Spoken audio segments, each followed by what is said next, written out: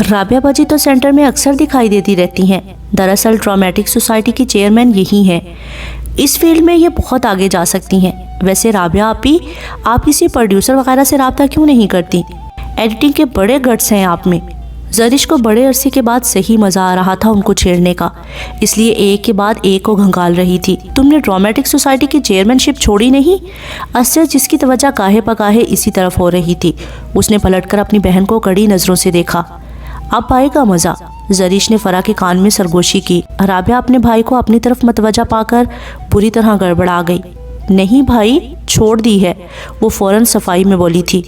اچھا، مگر رابعہ باجی، پچھلے دنوں ایگزام سے پہلے جو ہمارے کالج میں پورے ایک ہفتے آپ کی نگرانی میں ادبی پروگرام منعقد ہوئے تھے، وہ کیا تھے؟ میں تو یہی سمجھی تھی کہ آپ ابھی بھی اسی عہدے پر کام کر رہی ہیں۔ رابعہ فوزیہ سے چھوٹی اسی کالج سے پوسٹ گریجویٹ کر رہی تھی جدھر زرش اور فرح تھی۔ رابعہ نے دان چباتے گھور کر زرش کو دیکھا، جس نے خاصی بلند آواز میں اس کا بھانڈا پھوڑا تھا۔ کیسرا بیگم بھی خصوصی طور پر متوجہ ہوئیں۔ ہاں تو وہ سب میری نگرانی میں ہی ہوئے تھے، مگر چھٹیوں کے بعد میں نے اس عہدے سے استعفیٰ دے دیا تھا۔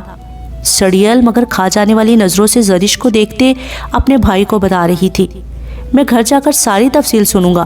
اسد نے دوبارہ قادر کی طرف رخ کر لیا تھا، مگر اس کی آواز میں جو تنبیہ تھی اس کی وجہ سے رابعہ زرش کو گھورے گئی۔ کیسرا بیگم کو ان سب کے درمیان کسی گڑبڑ کا احساس ہوا تھا۔ رابعہ کے بگڑے تیور اور اسد کا سنجیدہ انداز انہوں نے بغور سب کو دیکھا۔ ہنستی کھلکھلاتی زرش اب ستارہ سے باتوں میں مصروف تھی، ان کے دل پر سانپ سے لوٹنے لگے۔ رابعہ جو کالج میں ڈرامٹک سوسائٹی کی چیئرمین تھی، کالج پروگرام ترتیب دیتی رہتی تھی۔ انہی پروگرام کے دوران اس کی ایک پروڈیوسر سے بھی ملاقات ہوئی تھی، جن حضرت نے رابعہ صاحبہ کو اپنی کسی ڈرامے میں کام کرنے کی آفر کی تھی، اور تب سے ہی اسد اور رابعہ کے درمیان ایک سرد سی فضا تن چکی تھی۔ رابعہ ٹی وی ڈرامہ کرنا چاہتی تھی اور اسد منع کر رہا تھا، اور یہ شاید اسی سلسلے کی کوئی کڑی تھی جو زرش نے مزے سے بیان کی تھی، بلکہ آگ لگائی تھی۔ وہ کینہ توز نظروں سے زرش کو دیکھے گئی۔ زرش کی چونکہ اپنی کچھ سینئر سے اچھی خاصی الیکس لیک تھی، انہوں نے زرش کو رابعہ کے متعلق یہ ساری بات بتائی تھی۔ اس کے اور فرح کے درمیان کافی بات چیت بھی ہوئی تھی اس موضوع کے متعلق۔ اب تو اس نے یوں ہی چھیڑنے کو ذکر کیا تھا، مگر تیر نشانے پر لگا تھا، اور وہ ان کو چھیڑ کر مسرور سی اپنی باتوں میں مگن ہو چکی تھی۔ کیسرا خالہ کی 5 اولادیں تھیں، بڑی صباحت باجی تھیں جن کی اپنے شہر میں ہی شادی ہو چکی تھی، پھر اسد بھائی تھے، اس کے بعد فوزیہ تھی، فوزیہ کے بعد رابعہ اور سجل تھی۔ آپ نے ساتھ کے بارے میں بھی کچھ سوچا؟ سنا ہے اگلے 1-2 مہینے میں پاکستان آ رہا ہے۔ کیسرا خالہ کو غصہ جتنا بھی ہو، مطلب کی بات پر فوراً شیر و شکر ہو جاتی تھی۔ فرح سے بات کرتی زرش کھلکھلا کر ہنستی تھی۔ تمہیں کیا ہوا؟ فرح نے تعجب سے اسے دیکھا۔ کچھ نہیں، ذرا ادھر کی بھی خبر لے لوں، پھر ادھر کی سنتی ہوں۔ وہ علی کے پاس جا بیٹھی، جہاں سے پھپھو اور کیسرا خالہ کی گفتگو آرام سے سنائی دے سکتی تھی۔ ماشاءاللہ سے ڈاکٹر کی تعلیم مکمل ہو چکی ہے، بس یوں ہی رکا ہوا ہے، جیسے ہی پاکستان آئے گا اس کا گھر بسانے کا کروں گی، پھپھو نے بڑے دھیمے انداز میں بتایا تھا۔ طاہرہ بیگم نے خاموشی سے ان کو دیکھا۔ کوئی لڑکی بھی دیکھی ہے یا نہیں؟ کیسرا خالہ آخر لڑکیوں کی ماں تھی، وہ بھی خوبصورت بیٹیوں کی۔ خاندان بھر کے ہونہار صاحب جائیداد لڑکوں پر ان کی نظریں تھیں۔ وقت آنے پر تو لوگ گدھے کو بھی باپ بنا لیتے ہیں۔ اس وقت ان کے لہجے کی شیرینی دیکھنے کے قابل تھی، یوں مخاطب تھیں جیسے واقعی پھوپھی جان سے بڑے دوستانہ و محبت بھرے تعلقات رہ چکے ہوں۔ زرش کو ان کی پالیسی پر رہ رہ کر تاؤ آیا۔ نہیں، ابھی نہیں دیکھی، دراصل آج کل کے لڑکے پسند کی شادی کو اہمیت دیتے ہیں۔ میں رکی ہوئی ہوں کہ پاکستان آئے، اپنا کلینک جو بھی سیٹ کرنا ہے خیر سے جما لے، تو پھر اگر اس کی پسند ہے تو وہیں بارات لے جاؤں، ورنہ اپنی مرضی تو کروں گی ہی، انہوں نے اسی رسانیت سے جواب دیا تھا۔ اچھا، میں نے سنا ہے کہ آپ کا ارادہ سعود کے ہاں بات چلانے کا ہے۔ زرش تو چونکی ہی، طاہرہ اور نفیسہ بیگم بھی حیران ہوئیں، انہیں واقعی ساری خبریں تھیں۔ یہ تو بچوں کی قسمت ہے کہ کہاں جوڑ بنتا ہے۔ آپ کو غلط خبر ملی ہے، ہمارا ایسا کوئی ارادہ نہیں۔ ہاں، اگر ایسی کوئی بات ہو بھی جائے تو مذائقہ کیا ہے؟ میرے بھائی کی بچیاں ہیں، میرے لیے تو ساری دنیا سے زیادہ ہیں۔ خدا میرے بھائیوں کو سلامت رکھے، صحت دے، اپنے بچوں کی خوشیاں دکھائے، ساتھ کا رجحان اس طرف نہیں۔ پھر بھی اگر آپ کے علم میں بات آئی ہے تو یقیناً کہیں نہ کہیں سے بات چلی ہی ہے۔ بیٹی کا معاملہ ہے، میں کیوں غلط بات کروں؟ جب بھی کوئی ایسی بات ہوئی تو باقاعدہ رشتہ ڈالوں گی، یوں کسی کی بیٹی سے متعلق ایسے فوراً کچھ نہیں کہہ دیتے۔ ہماری اپنی بھی بچیاں ہیں، انہوں نے سنجیدگی سے ٹوک دیا تھا۔ کیسرا خالہ ایک ادا سے مسکرا دی تھی۔ زریش کو اپنے اعصاب جھنجھلاتے ہوئے محسوس ہوئے۔ میں بھی بچیوں کے بارے میں خاصی فکر مند رہتی ہوں، اللہ نے نہ جانے کہاں جوڑ بنائے ہیں، ساتھ خیریت کے سامنے لائے۔ انہوں نے فوراً بات بدلی تھی۔ طاہرہ بیگم خود بھی چہرہ موڑ گئی، اچھی طرح کیسرا کا مطلب سمجھ رہی تھی، مگر وہ کچھ بھی کہنے سننے سے قاصر تھیں۔ سعید احمد تو کمرے میں جا کر بند ہو گئے تھے۔ کیسرا کی موجودگی میں ان کا یہ طرز عمل ہمیشہ سے رہا تھا، پھر وہ کوئی امید کیسے دلاتی؟ باہر مغرب کی اذانیں شروع ہوئیں تو زریش کو وقت گزرنے کا احساس ہوا۔ اوف، اتنی دیر ہو گئی، مما کا غصہ تو سوا نیزے پر پہنچ گیا ہوگا۔ گھڑی دیکھتے وہ فوراً اٹھ کھڑی ہوئی تھی۔ سامان نے اسے کھڑے ہوتے دیکھ کر سوالیہ دیکھا۔ چلنا چاہیے، بہت دیر ہو گئی ہے۔ سامان کی سوالیہ نگاہوں کا جواب اس نے زبان سے دیا تھا، مگر ڈرائیور تو نہیں آیا۔ علی نے فوراً کہا تھا، بیٹھ جاؤ، ہم لوگ تھوڑی دیر میں نکلنے والے ہیں، ہمارے ساتھ ہی چلنا۔ ستارہ آپی نے فرح سے بات کرتے اسے بھی ٹوکا تھا۔ وہ ان کے پاس دوبارہ جا بیٹھی اور پھر اپنی طبیعت کے مطابق شروع ہو چکی تھی۔ فوزیہ اس کی نان سٹاپ چلتی زبان پر جزبز ہی ہوتی رہی۔ 3 دن ہاسپٹل میں رہنے کے بعد وہ گھر آ چکی تھی۔ 3 دن میں وہ نارمل نہیں ہوئی تھی۔ ہوش میں آنے کے بعد سے اب تک وہ بالکل گمسم حواس باختہ سی تھی۔ وہ جن حالات سے گزری تھی، اس نے جن لمحوں کا عذاب اپنی روح پر جھیلا تھا، ان کے تصور سے ہی اس کی نبضیں ڈوبنے لگی تھیں۔ اگر واقعی شارق سامان اپنے ارادوں میں کامیاب ہو جاتا تو اس تصور سے ہی وہ لرز اٹھی تھی، رونگٹے کھڑے ہو جاتے۔ اس پر تو گویا سکتہ کسی کیفیت طاری ہو جاتی تھی۔ اس کی کنڈیشن سب کو ہی نظر آ رہی تھی، سب ہی اپنی اپنی جگہ پر الجھ چکے تھے، مگر نویرا تھی کہ اس کی چپ ہی نہیں ٹوٹ رہی تھی۔ ہاسپٹل سے آنے کے بعد وہ مسلسل کمرے میں بند تھی۔ کیا ہوا ہے؟ کس چیز کی اس نے ٹینشن لی ہے؟ خالدہ بیگم اسے پوچھ کر تھکی جا رہی تھی، لیکن لگتا تھا کہ نویرا پہ کوئی سایہ سا ہو گیا ہے۔ وہ لاکھ چاہنے کے باوجود اپنے آپ کو سنبھال نہیں پا رہی تھی۔ دل چاہ رہا تھا کہ دل کھول کر روئے، مگر کہنے کو لفظ ہی نہیں مل پا رہے تھے۔ اعتماد ٹوٹا تھا اس کا۔ وہ تو ذلت کی کھائی میں گرتے گرتے بچی تھی۔ جس تجربے سے وہ گزری تھی، اس کا تصور ہی اس کو حواس باختہ کر دیتا تھا۔ شادی کا گھر عیادت والا گھر بن چکا تھا۔ دبئی سے ساجد بھائی بیوی بچوں سمیت شادی میں شرکت کے لیے 1 دن پہلے ہی پہنچے تھے۔ یہاں آ کر بہن کی حالت دیکھ کر متفکر سے ہو گئے تھے۔ ان 3 دنوں میں وہ زرد کملا کر رہ گئی تھی۔ دوپہر میں میڈیسن دے کر نبیلہ بھابی نے اسے سلا دیا تھا۔ اس وقت وہ کمرے میں اکیلی تھی۔ آنکھ کھلی تو وہ کئی سانے یک ٹک چھت کو گھورے گئی۔ گزرے واقعات کسی فلم کی طرح دماغ میں گردش کرتے چلے گئے۔ ہاسپٹل میں اسے صرف 1 دفعہ شارق سامان دکھائی دیا تھا۔ اسے دیکھتے ہی نویرا کو اپنی نبض ڈوبتی ہوئی محسوس ہوئی، دل پر اختیار ختم ہوتا ہوا محسوس ہوا، تو اس نے سختی سے آنکھیں بھینچ لی تھی۔ اور پھر ان 3 دنوں میں وہ اسے دوبارہ دکھائی نہیں دیا تھا، اور وہ دوبارہ اسے دیکھنا بھی نہیں چاہتی تھی۔ نویرا کو ان لمحوں کو یاد کر کے ہی جان جسم کا ساتھ چھوڑتی ہوئی محسوس ہوئی تھی۔ ایک گہری سانس خارج کرتے بستر سے اترتے وہ باتھ روم میں گھس گئی تھی۔ منہ ہاتھ دھو کر تولیے سے چہرہ صاف کرتے وہ آئینے کے سامنے آ کھڑی ہوئی۔ رخسار پر تولیہ پھیرتے نویرا کو اپنا رخسار جلتا ہوا محسوس ہوا۔ یا اللہ! اس کے وجود پر کپ کپی ستاری ہو گئی تھی۔ بے اختیار اس نے دونوں ہاتھوں میں چہرہ چھپا لیا۔ وہ سسک اٹھی تھی۔ اندر تو ایک قیامت برپا تھی۔ وہ کس کو بتاتی، کس سے کہتی؟ شارق سامان کے تیوروں سے وہ آگاہ تھی، مگر اس حد تک وہ چلا جائے گا، اس کے دماغ کے کسی گوشے میں بھی یہ بات نہ تھی۔ نہ جانے اسے کہاں غلطی ہو گئی تھی، کہاں وہ چوک گئی تھی، کب اس نے ایک مرد پر اعتبار کر کے اس کے کمرے کی دہلیز پار کر لی تھی۔ وہ جوں سوچتی اسے اپنا دماغ سنسناتا محسوس ہوتا۔ اسے اپنا آپ بچا کر اس کے کمرے سے باہر نکل آنا ایک خواب ہی تو لگ رہا تھا، ایک بھیانک خواب۔ نویرا کو اپنا آپ ایک طوفان میں گھرا محسوس ہو رہا تھا۔ وہ آئینے کے سامنے کھڑی دونوں ہاتھوں میں چہرہ چھپائے پھوٹ پھوٹ کر رو رہی تھی۔ مان دروازے پر دستک ہوئی۔ نویرا کی ساری حسیات ایک دم الرٹ ہوئیں۔ اس نے فوراً تولیے سے چہرہ صاف کیا۔ کون؟ مرجھائی لرزتی آواز تھی۔ جواباً دروازہ کھل گیا۔ نویرا خاموشی سے آنے والے کو دیکھنے لگی۔ السلام علیکم۔ نواز نے اندر داخل ہوتے مسکرا کر اسے دیکھا تو نویرا ایک دم چہرہ پھیر گئی۔ اچھی طرح چہرہ صاف کیا۔ وعلیکم السلام۔ وہ خاموشی سے اپنے بستر پر آ بیٹھی، جبکہ نواز سائڈ کرسی پر۔ کیسی ہیں؟ نواز نے بغور اس کے چہرے کا جائزہ لیتے ہوئے استفسار کیا تھا۔ ٹھیک ہوں۔ اس کی گمسم کیفیت تقریباً ختم ہو رہی تھی۔ آہستہ آہستہ وہ بحال ہو رہی تھی۔ نواز نے خوشگوار حیرت سے اسے دیکھا۔ زرد پیلا مرجھایا چہرہ تھا۔ وہ کسی بھی زاویے سے نہیں لگ رہی تھی کہ 8-10 دن بعد اس کی شادی ہے۔ میں گزر رہا تھا ادھر سے، سوچا خیریت پوچھتا چلوں۔ بہت پریشان کر کے رکھ دیا ہے نویرا آپ نے سب کو، وہ بغور نویرا کے جھکے سر کو دیکھتے ہوئے کہہ رہا تھا۔ نویرا اس شکوے پر سر اٹھا کر اس کو دیکھنے لگی۔ نواز کو ایک پل کو اس کی نگاہوں کا تاثر عجیب سا لگا۔ میں نے کیا کیا ہے؟ کچھ دیر پہلے وہ ایک طوفان میں گھری ہوئی تھی، اب ایک دم کیسے وہ خود کو بحال کر لیتی؟ بھیگی آواز تھی۔ نواز نے یوں دیکھا جیسے اس کی بھیگی آواز کا پس منظر کھوج لینا چاہتا ہو۔ نویرا کیا بات ہے؟ اس دن بڑی اماں کے ہاں تم ایسی تو نہ تھی، کیا مسئلہ ہے؟ کس چیز کی ٹینشن لی ہے تم نے؟ اماں کے سوال اب نواز کی زبان پر آ گئے تھے۔ پچھلے 3 دنوں میں وہ مسلسل اسپتال کئی گھنٹے رہا تھا۔ نویرا کے گمسم انداز پر وہ بارہا چونکا تھا، مگر اس کا ذہن کچھ بھی نہ سوچ پا رہا تھا، بلکہ وہ الجھ گیا تھا کہ نویرا کی یہ حالت کیوں ہے۔ نواز کے سوال پر نویرا کو اپنے اوپر کنٹرول ختم ہوتا ہوا محسوس ہوا تھا۔ اگلے ہی پل وہ پھر ہاتھوں میں چہرہ چھپا گئی۔ نویرا پلیز۔ نواز اس کے اس طرح ٹوٹ کر رونے پر ہی حواس باختہ ہو گیا تھا، ایک دم ہی سیٹ چھوڑ کر اس کے قریب آ گیا تھا۔ اسے رونے سے باز رکھنے کے لیے نواز نے اس کے سر پر ہاتھ رکھ کر اس کا سر اٹھانے کی کوشش کی تھی۔ نویرا تو ان لمحوں میں بری طرح بکھری تھی۔ اس کے اندر جو آگ لگی ہوئی تھی وہ اس کی تپش کس کو بتاتی؟ کیسے خود کو سنبھالتی؟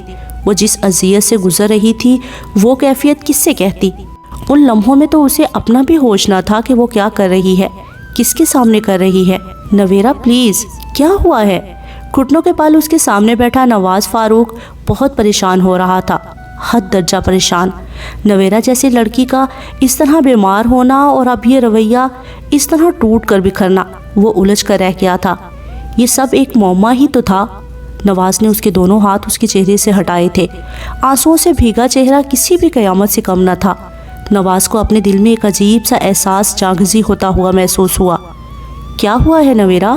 بہت حلاوت و نرمی سے نواز نے پوچھا تو نویرا چونکی تھی۔ ایک دم احساس ہوا کہ وہ کیا حماقت کر چکی ہے اور کیا کرنے جا رہی ہے۔ اس نے ایک دم ہاتھ کھینچ لیے تھے۔ نواز نے ایک گہری سانس خارج کرتے نویرا کے رنگ بدلتے چہرے کو دیکھا۔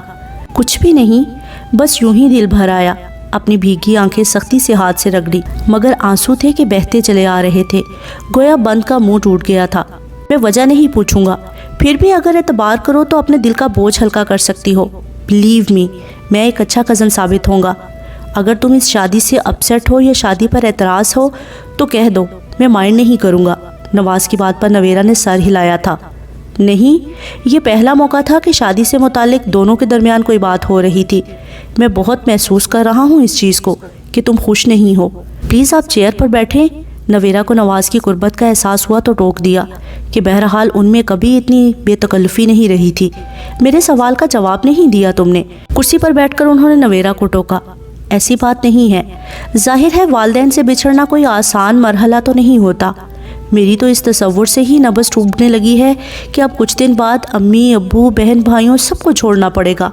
نویرا نے اپنے آپ کو سنبھال لیا تھا۔ اب رونے کا کچھ تو سبب بیان کرنا ہی تھا۔ پلکیں اٹھا کر نواز کو دیکھا، وہ بڑی سنجیدگی سے دیکھ رہا تھا۔ نویرا کا دل دھڑکنے لگا۔ وہ اس وقت کئی کیفیات میں گھری طوفانوں کی زد پر تھی۔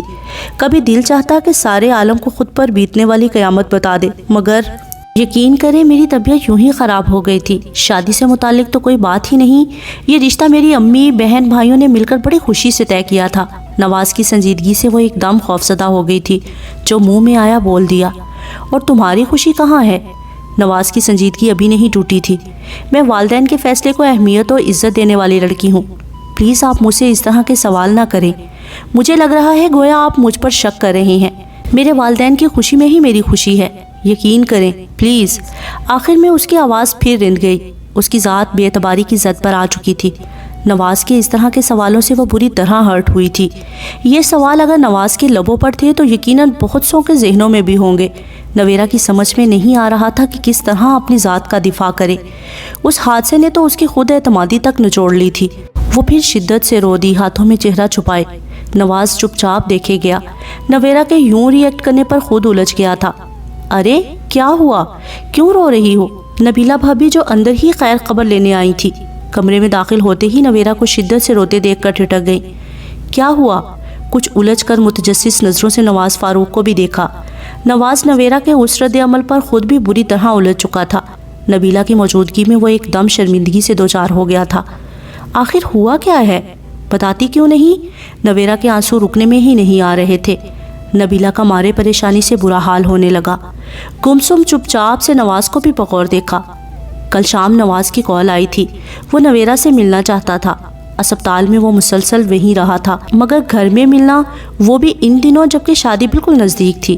خاندان بھر میں خاصا معیوب سمجھا جاتا، مگر نواز کے سنجیدہ انداز پر نبیلہ نے حامی بھر لی تھی۔ آج جب صاحب بھابھی کو شاپنگ کے لیے جانا تھا تو اماں کو بھی کچھ ضروری چیزیں لینا تھی۔ نویرا کی پریشانی میں بہت کچھ الٹ پلٹ ہو گیا تھا۔ آج نویرا کی طبیعت قدرے بہتر تھی تو دونوں سجیلا باجی کے ہمراہ بازار کے لیے نکلی تھی۔ نبیلہ بھابھی نے موقع دیکھ کر نواز کو بلا لیا تھا۔ نہ جانے دونوں میں کیا بات ہوئی تھی کہ نویرا یوں ری ایکٹ کر رہی تھی۔ آپ نے کچھ کہا ہے؟ نویرا کے آنسو صاف کرتے نبیلہ بھابھی نے نواز کو دیکھا۔ باخدا بالکل نہیں، میں تو ویسے ہی ملنا چاہ رہا تھا۔ بھابھی پلیز آپ ان کو کلیئر کر دیں، یہ جو کچھ سوچ رہے ہیں ایسا بالکل بھی نہیں ہے۔ میں بھی انسان ہوں، عام انسانوں کی طرح۔ کیا میں بیمار نہیں پڑ سکتی؟ کیا ضروری ہے کہ میری بیماری کے پیچھے شادی سے ناپسندیدگی کے متعلق ہی کوئی وجہ ہو؟ نبیلہ بھابھی کا آسرا تھا کہ نویرا نے اگلے ہی لمحوں میں خود کو سنبھال لیا تھا۔ نبیلہ کے خاک پلے نہ پڑا، الجھ کر دونوں کو دیکھا۔ نویرا، میرا مقصد آپ کو ہرٹ کرنا نہیں تھا، یہ نیچرل سی بات ہے۔ چند دن بعد ہم لوگ ایک نئی زندگی شروع کرنے جا رہے ہیں۔ آپ کو شاید علم نہیں کہ خاندان میں لوگ آپ کے یوں اسپتال پہنچنے پر کس کس طرح کی افواہیں پھیلا رہے ہیں۔ امی تک کوئی بات پہنچی ہے تو میں یہاں تک آیا ہوں۔ مجھے آپ پر بہت بھروسہ ہے، مگر آپ جس طرح اسپتال میں پہنچی ہیں، ایک پل کو تو میرے دل میں بھی خیال آیا تھا کہ خدا نہ خواستہ کہیں آپ ناخوش تو نہیں۔ نبیلہ بھابھی منٹوں میں ساری بات سمجھی تھی۔ بہت دکھ سے نویرا اور نواز کو دیکھا۔ خدا کے لیے نواز، کیسی باتیں کر رہی ہیں؟ نویرا بہت خوش ہے۔ میں نویرا کی بھابھی ہی نہیں، بہن جیسی ہوں۔ نویرا کی فیلنگز مجھ سے چھپی ہوئی نہیں ہیں، انہوں نے فوراً کہا تھا۔ نواز ہلکا سا مسکرایا۔ میں جانتا ہوں، نویرا کی طرف دیکھتے ہوئے نواز نے کہا تھا، مگر نویرا کے چہرے پر کوئی تاثر نہیں ابھرا تھا۔ ہمارا تو کہیں آنے جانے، کسی سے ملنے ملانے کا اتفاق ہی نہیں ہوا۔ ہاں، خاندان کے دیگر لوگ، رشتہ دار نویرا کی عیادت کو آ رہے ہیں۔ اب خدا جانے لوگوں کو کیا تکلیف ہے۔ بیمار تو کوئی بھی ہو سکتا ہے، ضروری تو نہیں کہ ہر بیماری کے پیچھے کوئی وجہ ہو۔ لوگوں کو تو یوں بھی رائی کا پہاڑ بنانے کی عادت ہے۔ ہمارے خاندان کے لوگ تو یوں بھی پر کا کوا بنانے کے ماہر ہیں، انہوں نے تلخی سے کہا تھا۔ آئی ایم سوری نویرا، میں تو صرف یہ جاننا چاہتا تھا کہ آپ کہیں ناخوش تو نہیں۔ میں زندگی کو باہمی خوشی کے ساتھ گزارنا چاہتا ہوں، جس میں دونوں فریقین اپنا اپنا خاص امیج برقرار رکھیں۔ خوشی اور رضا سے آگے بڑھ کر زندگی سے قدم ملا کر چلنے کو میں زندگی سمجھتا ہوں۔ خدا نہ خواستہ کسی پر جبر یا زبردستی کا کبھی میں نے سوچا بھی نہیں۔ میں جب اپنی فیملی کے ہر فرد کی رائے کو اہمیت دیتا ہوں تو زندگی کے اس اہم موڑ پر آپ کی حیثیت کو کیسے نظر انداز کر سکتا ہوں؟ آپ میری ہونے والی شریک حیات ہیں، اسی لیے میں آپ سے یہ بات ابھی کلیئر کر لینا چاہتا تھا۔ پلیز نویرا، اس کو غلط مت سمجھیے گا، یہ قدرتی بات ہے۔ اپنے اسی دھیمے سلجھے ہوئے انداز میں نواز نے اپنا وہی مطمئن نظر واضح کر دیا تھا۔ نویرا نے آنکھیں صاف کرتے سر اٹھا کر نواز کو دیکھا۔ وہ اپنی جگہ بالکل درست تھا۔ اس کی جگہ کوئی بھی ہوتا تو یقیناً یہی سوچتا۔ اپنی شخصیت کے بھرپور تاثر سمیت وہ ابھی بھی وہی نواز تھا۔ دھیمی سی مسکراہٹ لیے ایک لمحے کو اس کے دل کو سکون ملا، مگر اگلے ہی لمحے پھر کوئی گزرا لمحہ سائے کی طرح اس کے ذہن کو چھو گیا۔ اگر نواز کو کبھی شارق سامان کی حرکت کے متعلق پتہ چل گیا تو؟ یہ خیال اتنا زور آور اور تکلیف دہ تھا کہ نویرا کو اپنے سینے میں پھر درد ہوتا محسوس ہوا۔ وہ نہ صرف مضبوط دل اور اعصاب کی مالک تھی، بلکہ بڑی سے بڑی بات پر بھی کمال ضبط کا مظاہرہ کر جاتی تھی۔ مگر اب کی بار جو دھچکا اس کی ذات کو لگا تھا وہ اس کے اندرونی نظام کو بالکل ہی مفلوج کر گیا تھا۔ اپنی ذات کی اس لحظہ رسوائی اسے کبھی گوارا نہ تھی۔ وہ اندرونی تکلیف کو دباتے بمشکل اپنے آپ کو سنبھال پا رہی تھی۔ بھابھی پلیز مجھے آرام کرنے دیں، مجھے میڈیسن لا دیں۔ اندرونی تکلیف آہستہ آہستہ اس پر حاوی ہونا شروع ہو چکی تھی، جس کے اثرات اس کی آواز کے ساتھ ساتھ چہرے پر بھی تھے۔ نبیلہ بھابھی تو ایک دم پریشان ہو گئی۔ کیا ہوا؟ نویرا آہستگی سے بستر پر دراز ہو چکی تھی۔ نبیلہ نے فوراً دراز سے اس کی میڈیسن نکالی۔ اگر طبیعت زیادہ خراب ہے تو ڈاکٹر کو نہیں، مجھے بس آرام کرنے دیں، ایک دم زرد پڑتے چہرے کو دیکھ کر نواز نے کہا تو نویرا نے اس کی بات کاٹ کر قطعی لہجے میں انکار کرتے آنکھیں بند کر لی۔ آج کل سامان مسلسل مصروف تھا، رات گئے واپسی ہوتی تھی۔ آج بھی گھر لوٹتے 12 بج گئے تھے۔ گھر کے باقی افراد اپنے اپنے کمروں میں جا چکے تھے۔ فرا جاگ رہی تھی۔ گزشتہ دنوں کے برعکس وہ کافی بہتر اور نارمل تھی۔ کالج بھی جا رہی تھی۔ سامان کو کھانا اس نے نکال کر دیا تھا۔ کھانا کھانے کے بعد سمان احمد اپنے کمرے میں چلا گیا۔ فرح نے خاموشی سے برتن سمیٹے، چائے کا پانی چڑھا کر وہ چائے تیار کرنے لگی۔ سمان احمد اگرچہ اسے چائے بنانے سے منع کر چکا تھا، مگر وہ جانتی تھی کہ سونے سے پہلے چائے پینا سمان احمد کی عادت ہے۔ اس دن کے بعد سمان نے اس کال سے متعلق کچھ بھی نہیں پوچھا تھا، اور نہ ہی فرح کی ہمت ہوئی تھی کہ وہ خود سے کچھ بتاتی یا پوچھتی۔ ایک جھجک سی تھی جو اسے سمان سے نگاہیں چرانے پر مجبور کر دیتی تھی۔ سمان احمد کا رویہ وہی تھا، محبت آمیز، پیار بھرا، شفقت سے بھرپور، مگر فرح کو اندر سے ایک خیال ہمہ وقت پریشان رکھتا تھا کہ نہ جانے سمان نے اس معاملے سے کیسے نپٹا ہوگا۔ اس دن کے بعد سے کوئی کال نہیں آ رہی تھی، جبکہ لاشعوری طور پر وہ ہر گھنٹی پر منتظر ہوتی، چونک کر ڈر جاتی۔ چائے تیار کر کے کپ میں نکال کر وہ سمان احمد کے کمرے میں چلی آئی تھی۔ کچھ دیر سمان احمد کے ساتھ وقت بتانے کا موڈ ہو رہا تھا۔ تم مان کیوں نہیں لیتے کہ تم نے غلط حرکت کی ہے؟ وہ کمرے میں داخل ہوئی تو سمان احمد موبائل کان سے لگائے خاصی سنجیدگی اور خفگی سے کہہ رہا تھا۔ فرح کو دیکھ کر بات ادھوری چھوڑ دی۔ فرح نے چھوٹی تپائی پر ٹرے رکھی۔ شرم سے ڈوب مرو، اب بھی وہی تکرار؟ سمان نے فرح کو صوفے پر بیٹھتے دیکھا تو آواز خاصی دھیمی کر لی۔ یار اب بحث کو چھوڑو، ستارہ سے میری بات ہو چکی ہے۔ ہاں اسی دن جب فرح کی عیادت کو دونوں آئے تھے۔ نہیں فی الحال پھپھو سے بات نہیں ہوئی۔ اگر تمہاری کال پر کال نہ آتی تو میں واقعی پھپھا جان سے ڈائریکٹ تمہاری شکایت کر دیتا۔ وہ تو خیر مانو کہ ستارہ نے خود ہی بات کر کے ساری بات کلیئر کر لی، ورنہ تمہاری جگہ کوئی اور ہوتا تو اب تک اپنی کرنی کا بھگتان بھگت رہا ہوتا۔ اب سمان احمد کے لہجے میں خاصی شگفتگی و تر و تازگی تھی۔ فرح خاموشی سے دیکھے گئی۔ نیند اسے نہیں آ رہی تھی، ٹی وی میں اس کا دل نہیں لگ رہا تھا، جبکہ سمان جاگ رہا تھا۔ وہ اس سے بات کرنے کے موڈ میں تھی، مگر سمان کو موبائل سے ہی فرصت نہیں تھی۔ پھپھو، ستارہ اور پھپھا جان کے ذکر سے وہ یوں ہی سمجھ پائی تھی کہ دوسری طرف یقیناً پھپھو کے گھر کا کوئی فرد ہوگا۔ خیر معاف تو تمہیں میں کسی صورت نہیں کروں گا۔ ایک بھرپور کہکہے کے ساتھ سمان نے فرح کو دیکھا جو ہتھیلی پر ٹھوڑی ٹکائے اسے ہی دیکھ رہی تھی۔ سمان کی آنکھوں میں ایک چمک سی ابھر آئی تھی۔ اب زیادہ شیخنیاں بگارنے کی ضرورت نہیں۔ فرح کے خوبصورت ملیح چہرے سے نظر ہٹا کر سمان نے چائے کا مگ اٹھا لیا۔ کس سے بات کر رہی ہیں؟ فرح کو آخر پوچھنا پڑا تھا۔ سمان احمد بہت کم اس انداز میں کسی سے بے تکلف ہوتا تھا۔ ساتھ سے سمان نے سپ لیتے دوسرے ہاتھ سے موبائل کان سے لگاتے فرح کو بھی نمٹایا تھا۔ ساتھ کی کال بہت کم آتی تھی، جب بھی آتی تھی سلام دعا کے بعد وہ ریسیور امی کو تھما دیتی تھی۔ اب بھی صرف سر ہلایا۔ فرح تھی، پوچھ رہی تھی کس کی کال ہے۔ دوسری طرف سعد نے سن لیا تھا سو سمان وضاحت کر رہا تھا۔ شرافت سے بیٹھے رہو، تم بھول رہے ہو کہ میں فرح کا بھائی ہوں۔ سمان کا انداز اگرچہ سنجیدہ تھا، مگر ایک بھرپور شرارت امیز تاثر موجود تھا۔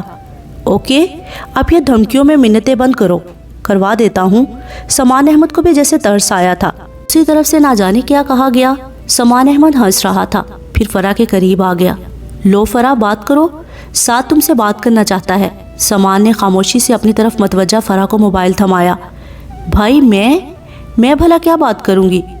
نہیں، بالکل نہیں۔ سعد جمال سے فرح کی گفتگو بس برائے نام ہی ہوتی تھی۔ جس انسان سے اسے کوئی دلچسپی نہیں ہوتی تھی اس سے وہ اسی طرح لا تعلق رہتی تھی، مگر یہ بھی نہیں تھا کہ سعد جمال اسے ناپسند تھا۔ اس کا پھوپھی زاد تھا، بہت گہرا اور قریبی تعلق تھا، مگر بے تکلفی تو کبھی بھی نہیں تھی۔ اب بھی بات کرنے سے گھبرا گئی۔ تم بات کرو، اتنی دیر میں ذرا اپنا کمپیوٹر دیکھ لوں، ایک ضروری ای میل آنی تھی، تب تک میں دیکھ لوں۔ اس کے سٹپٹا کر انکار کرنے پر سمان نے مسکرا کر موبائل اس کو تھما کر ڈریسنگ روم کی طرف قدم بڑھائے تھے، جو ان کا اسٹڈی روم بھی تھا۔ السلام علیکم، جھجکتے ہوئے فرح نے موبائل کان سے لگا لیا تھا۔ وعلیکم السلام، کیسی ہو فرح؟ دوسری طرف سے بھرپور گرمجوشی کا مظاہرہ ہوا تھا۔ جی میں ٹھیک ہوں، آپ کیسے ہیں؟ سعد کی آواز سن کر وہ ایک پل کو الجھ گئی تھی۔ یہ آواز اتنی جانی پہچانی تھی کہ ایک سیکنڈ کو فرح سعید احمد کو اپنے اندر سناٹا سا اترتا ہوا محسوس ہوا تھا، مگر دوسری طرف سعد تھا۔ دوسرے ہی لمحے وہ خود کو سنبھال کر پوچھ رہی تھی۔ جواباً وہ ہنسا تھا۔ اللہ کا شکر ہے، تمہارے بارے میں پتہ چلا تھا کہ تم بیمار رہی ہو۔ نہیں، اب تو ٹھیک ہوں، بس ہلکا پھلکا بخار تھا۔ مجھے تم سے بہت ضروری بات کرنی تھی، بلکہ ایک معاملہ کلیئر کرنا تھا۔ سعد جمال فوراً مطلب پر آ گیا۔ سعد جمال کے الفاظ پر فرح چونکی۔ جی مجھ سے؟ ہاں تم سے، تم پر ذرا زور دیا گیا تھا۔ جی کہیے۔ تمہارے لیے یہ انکشاف حیرت کے ساتھ شاید شوق زدہ بھی ہو، لیکن اب میں تم سے کچھ بھی نہیں چھپانا چاہتا۔ پہلے بھی میرا مقصد تمہیں تکلیف دینا نہیں تھا، بس تھوڑا سا تنگ کرنا تھا، مگر بات اس نہج پر آ جائے گی مجھے قطعی اندازہ نہ تھا۔ آپ کہنا کیا چاہتے ہیں؟ فرح نے اس تمہید سے الجھ کر اس کی بات ہی کاٹ دی تھی۔ وہی بتا رہا ہوں، سامان سے میری بات کلیئر ہو چکی ہے، تم سکون سے سننا اور پلیز کچھ غلط مت سوچنا۔ فرح الجھ کر رہ گئی۔ بھلا ایسی کیا بات ہو سکتی ہے؟ آواز کی اتنی مشابہت، دوسرا اس ساتھ کی گفتگو۔ یہ ان دنوں کی بات ہے جب طیب پیدا ہوا تھا۔ ہادیہ بھابھی نے مجھے طیب کے عقیقے والے دن کی اور فیملی کے دیگر لوگوں کی تصاویر بھجوائی تھیں۔ ان تصویروں میں 2-3 جگہ پر زرش وغیرہ کے ساتھ تم بھی تھیں۔ تو فرح الجھ گئی۔ ان سب کا مطلب تو یہ کہ مجھے نہیں پتہ چلا کہ ان تصویروں میں موجود لڑکی میں ایسی کیا خصوصیت ہے کہ وہ مجھے بری طرح متاثر کر گئی تھی۔ فرح نے ایک دم گھبرا کر موبائل کان سے ہٹایا۔ ایک لمحے کو تو ہاتھ پاؤں سن سے ہو گئے۔ تو سعد جمال ہی؟ اس سے آگے اس کی سوچ کی پرواز نہ تھی۔ اس نے دوبارہ موبائل کان سے لگا لیا۔ تم کچھ بھی کہو مگر یہ سچ ہے، تمہیں ان تصویروں میں دیکھ کر ایسا ہی لگا جیسے پہلی دفعہ تمہیں دیکھ رہا ہوں، اور واقعی اس دن میں تمہیں پہلی دفعہ ہی دیکھ رہا تھا۔ فرح کی سمجھ میں نہ آیا کہ وہ کیا کہہ رہا ہے اور کیوں کہہ رہا ہے۔ اسے ہر چیز گڑبڑ محسوس ہوئی۔ یہ آواز، یہ الفاظ، یہ لب و لہجہ۔ میں نے ستارہ سے بات کی تو وہ خوب ہنسی، مگر میں سیریس تھا۔ میرے اصرار پر اس نے زرش سے تمہارا ای میل ایڈریس حاصل کیا تھا، اور گھر کا نمبر تو پہلے ہی میرے پاس تھا۔ فرح کے اعصاب بالکل جواب دے گئے تھے۔ وہ جو اتنی دیر سے سب سن رہی تھی ایک دم پھٹ پڑی، بلکہ چیخ اٹھی۔ تو وہ آپ تھے؟ مجھے یقین نہیں آ رہا، مجھے اس طرح تنگ کرنے والے آپ تھے؟ یقین مانو یقین مانو، میرا مقصد تمہیں ہرٹ کرنا نہیں تھا، بس تمہیں یوں ہی تنگ کر رہا تھا، صرف تم سے رابطے میں رہنے کے لیے، تمہارے بارے میں جاننے کے لیے، تم سے باتیں کرنے کے لیے۔ اس کے یوں بری طرح پھٹ پڑنے سے سعد جمال نے فوراً صفائی پیش کی تھی، مگر فرح پہ ہونے والا انکشاف ہی ایسا تھا کہ کسی بھی طرح سنبھل نہیں پائی تھی۔ مجھے یقین نہیں آ رہا، وہ آپ تھے؟ نفیسہ پھپھو کے بیٹے سعد جمال، جن سے کبھی سلام دعا سے آگے کبھی بات تک نہ کی، وہ آپ تھے؟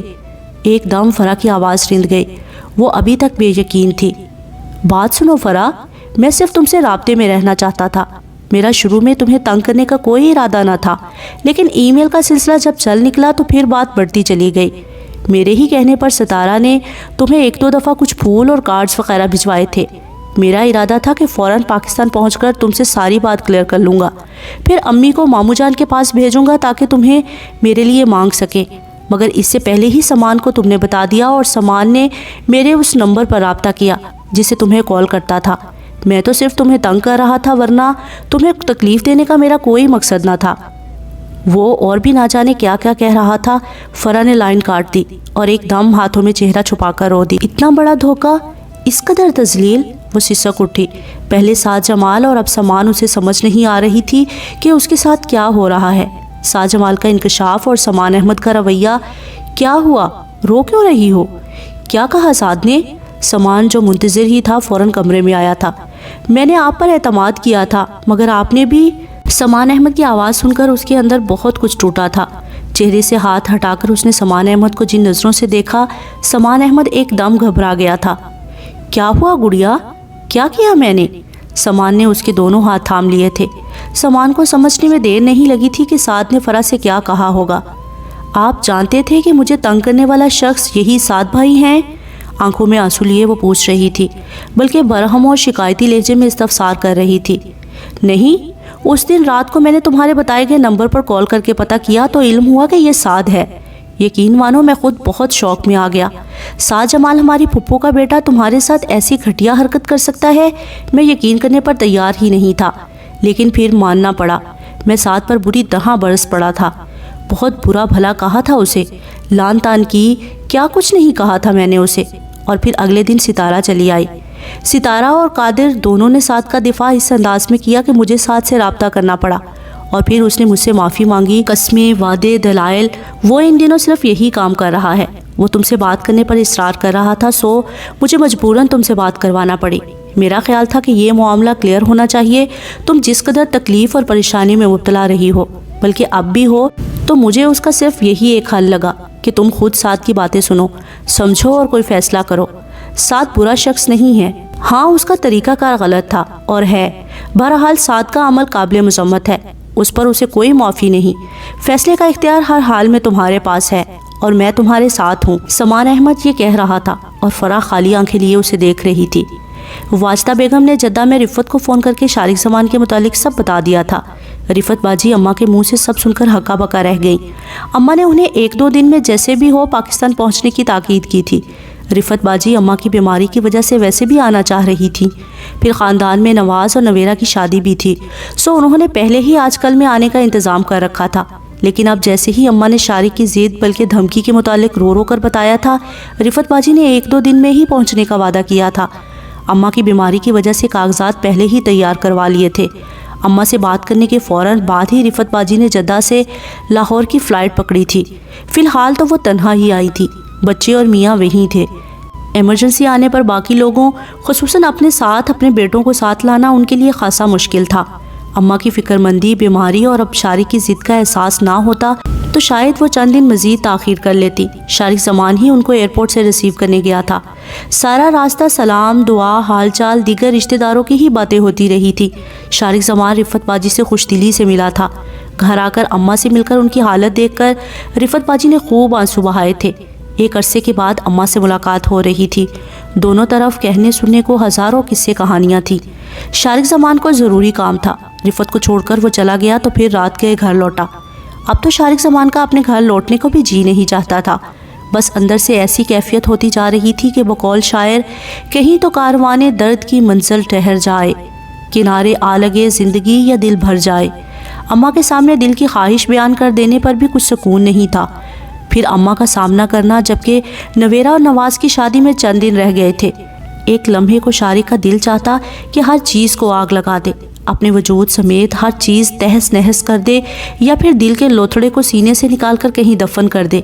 کبھی کبھار تو شارق زمان کو گزرے لمحوں کے تصور سے ہی اپنا آپ اذیت کی آخری حد پر محسوس ہوتا۔ وہ گزری رات شارق زمان کو اپنی زندگی کی بھیانک غلطی محسوس ہوئی تھی۔ وہ ہوش و خرد کا مالک انسان تھا، انتہائی حالت میں بھی کبھی خرد کا دامن ہاتھ سے نہیں چھوڑا تھا۔ نہ جانے اس رات نفس کا بے لگام گھوڑا کیسے منہ زوری پر اتر آیا تھا، اور پھر حد تو یہ ہو گئی کہ دل بھی صرف ایک ہی تکرار پر اتر آیا تھا، مجھے صرف نویرہ چاہیے۔ نویرہ تو اس کی لمحاتی طلب ہو سکتی تھی، یہ روحانی اور مستقل طلب نہ جانے کب بن گئی تھی۔ یہ طلب اس رات کی دین تھی یا پھر گزرے دنوں کا کرشمہ تھا۔ اب جب کہ وہ دل کی خواہش اماں کے سامنے کر بیٹھا تھا تو پیچھے ہٹنے کا قطعی ارادہ نہ تھا۔ وہ اب اس طلب کے حصول کے لیے سب کچھ کر گزرنے کی کیفیت سے نبرداز ماں تھا۔ اس کے ارد گرد رشتوں کی لامتناہی زنجیر تھی۔ اسے باپ کے نام کا پاس تھا، ورنہ نویرہ دسترس سے دور نہ تھی۔ اپنے کمرے میں آ کر کپڑے چینج کر کے شارق زمان ابھی فارغ ہی ہوا تھا کہ دروازے پر دستک ہوئی تھی۔ شارق زمان نے دروازہ کھولا تو سامنے شاکرہ کھڑی تھی۔ بڑی اماں بلا رہی ہیں آپ کو۔ اس کا مطلب تھا کہ اماں جاگ رہی تھی، اور یقیناً رفت باجی بھی۔ رات کے اس پہر اس بلاوے کا کیا مطلب ہو سکتا ہے؟ شارق زمان کو سمجھنے میں دیر نہیں لگی تھی۔ اماں کے کمرے میں آیا تو اماں آنسو بہانے میں مصروف تھیں، جبکہ رفت باجی ان کے بستر پر بیٹھی ہوئی تھی۔ شارق زمان کمرے میں داخل ہوا تو وہ خاموشی سے دیکھتی رہی۔ اماں نے چہرہ صاف کیا۔ کیا ہوا؟ خیریت؟ صوفے پر بیٹھتے شارق نے دونوں کو دیکھا۔ اتنی ایمرجنسی میں رفت کو میں نے اسی لیے بلوایا ہے، اب بتاؤ کیا چاہتے ہو تم؟ جواباً اماں نے کہا تو آواز رندی ہوئی تھی۔ بغیر کسی تمہید کے انہوں نے آغاز کیا تھا، بلکہ بلاوے کا مقصد واضح کیا تھا۔ آپ کو میں صاف کہہ تو چکا ہوں، آپ خالدہ چچی کے ہاں جائیں۔ شارق کا وہی دو ٹوک قطعی انداز تھا۔ اماں نے بیچارگی سے رفت کو دیکھا۔ انہوں نے تنبیہی نظروں سے دیکھتے آنکھوں ہی آنکھوں میں تسلی دی۔ شارق، ہوش کے ناخن لو، اب جب کہ نواز اور نویرہ کی شادی میں صرف چند دن رہ گئے ہیں اور تم یہ ضد کر بیٹھے ہو۔ اماں اس حالت میں خوار ہوں جبکہ وہ تو اپنے گھر میں بھی معذوروں والی زندگی گزارنے پر مجبور ہیں۔ تمہیں ترس نہیں آتا؟ میں نے ان کے ہاں جانے پر زور نہیں دیا، فاروق چچا سے فون پر بھی بات کر کے معاملات طے کر سکتی ہیں۔ اتنا بے پرواہ انداز تھا کہ رفت باجی کو ایک لمحے کے لیے اپنا دل رکتا ہوا محسوس ہوا۔ تمہیں سمجھ کیوں نہیں آ رہی؟ اس کی شادی طے ہے اور تم چلے ہو رنگ میں بھنگ ڈالنے۔ وہ اگلے ہی لمحے غصے سے بھڑک گئیں۔ تو کیا ہوا؟ شادی ہی طے ہے نا، بات ختم بھی ہو سکتی ہے، نکاح تک ٹوٹ جاتے ہیں، ابھی تو صرف دن طے ہوئے ہیں۔ وہی قطعیت سے بھرپور بے پرواہ کچھ حد تک خشک و سنگ دل لہجہ تھا۔ خدا کو مانو شارق، شریف خاندان میں بات ختم ہونا بھی موت کے برابر سمجھا جاتا ہے۔ جو ذلت، وہ علیحدہ، تمہیں شرم کیوں نہیں آتی یہ سوچتے ہوئے بھی؟ اماں، शारिक उसके लहजे और तेवर पर गुस्से से बोली, अम्मा ताने नहीं, साफ बात की है। मेरे पास दूसरे बहुत से तरीके हैं, लेकिन सीधे रास्ते से दिल की बात आप तक पहुंचाई है। मैं नवेरा से शादी करना चाहता हूं और हर हाल में करना चाहता हूं। आप बताएं, आप फारूक चचा से बात करके नवाज वाला मामला ख़त्म करवा सकती हैं या नहीं? एकदम बेलिहाज अंदाज में शारिक जमान ने बेमुरवती से कहा था। अम्मा ने बेचारगी से रिफत को देखा। शारिक, तुम मामले को समझो, अब मुमकिन नहीं है ये, रिफत बाजी ने बेचारगी से कहा। शारिक जमान जिद और रसूल का किस हद तक पक्का था, उससे बेहतर भला कौन जान सकता था। उसके सामने गुस्से से पेश आना या लानत मुलामत करना उसकी जिद को पुख्ता करने के मुतरादिफ था। तो फिर ठीक है, नवेरा की शादी अब सिर्फ मुझसे ही होगी, ये बात तय है। आप दोनों सोच लें, कल तक आप चचा से बात कर लें तो ठीक है, वरना आपको पता है जो मैं एक दफ़ा तय करता हूँ वो मैं करता भी हूँ।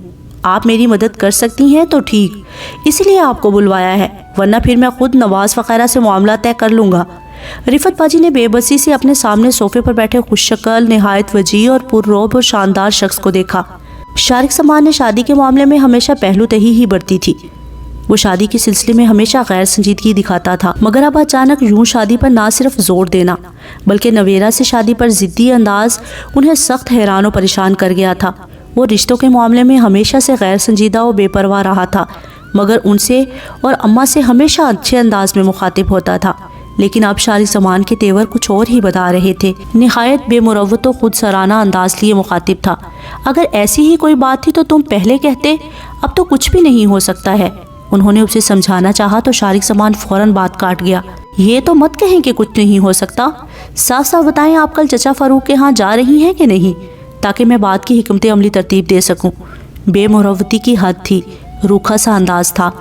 नहीं, खालदा के सामने मैं सारी उम्र मुंह दिखाने के काबिल नहीं रहूंगी।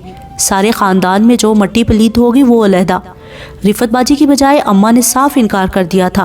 तो फिर ठीक है, मैं खुद नवाज से बात कर लूँगा, बल्कि उसके बाद खालदा चची और दीगर लोगों से भी निपट लूँगा। आपको बुलवाने का मुझे तो कोई फ़ायदा ना हुआ। रिफत बाजी बरहमी से कहते गुस्से से दोनों को देखते वहाँ से उठ गया। शारिक, रुको तो सही, सुनो तो, इस तरह जज्बात से काम ना लो। तुम खुद सोचो कि अब कुछ भी मुमकिन नहीं। उसके जारहाना तेवरों से खाइफ रिफत ने उसे बाहर निकलते देखकर फौरन कहा था, मेरी डिक्शनरी में कभी नामुमकिन का लफ्ज़ नहीं आया। आप शायद नहीं समझ सकती मैं किस अलाव में झुलस रहा हूँ। नवेरा की शादी किसी से भी होती मुझे कभी कोई फ़र्क नहीं पड़ता था, मगर अब बहुत पड़ता है। मैंने कभी ऐसी बात मुँह से नहीं निकाली जो मेरी तलब, मेरी दस्तरस से बाहर हो, मगर मैं बहुत आगे आ चुका हूँ। नवेरा का हसूल मेरे लिए ज़िंदगी और मौत का मसला है। अगर आप चाहती हैं कि मैं ज़िंदा सलामत रहूं तो मुझे उसे हासिल करने दें, वरना आप सब पछताएंगे। वो अपनी सुनाकर कमरे से निकल गया था। ये क्या कह गया है? अम्मा और रिफत नासमझी में एक दूसरे को देखे गई। अम्मा, ये शारिक दिल की राह पर कब से चलना शुरू हो गया? नवेरा का हसूल ज़िंदगी और मौत का मसला क्यों कर बन गया? वो तो शादी के लफ्ज़ से ही बिगड़ जाता था। रिफत जो ये सोचकर आई थी कि शारिक को समझा बुझाकर आराम कर लेंगी, मगर अब सब कुछ इख्तियार से बाहर देखकर वो अम्मा से ही इस्तफसार कर बैठी। खुदा जाने क्या हो गया है, तुम्हें अब क्या बताऊं? जिन लोगों में उठता बैठता है ना जाने कैसे बेज़मीर हैं। पिला दिया होगा कुछ घोलकर। ऐसा बेलिहाज तो कभी भी ना था। अल्लाह ना करे, मगर अम्मा, ये शारिक ऐसा भी बेमुरव्वत नहीं था। मेरा और आपका बड़ा लिहाज करता था। खुदा जाने ये खून का असर है या फिर मेरी तरबियत का। मुझे तो बड़ा लिहाज आ रहा है। क्यों कर मैं खालदा से नज़र मिला पाऊंगी? यूं किसी की बेटी का नाम जुबान से निकाल लेना शर्म से डूब मरने का मुकाम है मेरे लिए। सारी बिरादरी इकट्ठी होकर नाटका बंद कर देगी मेरा, अगर किसी को भिनक भी पड़ गई। नवेरा गैर थोड़ी है, रिश्ते में भाभी बनेगी इसकी।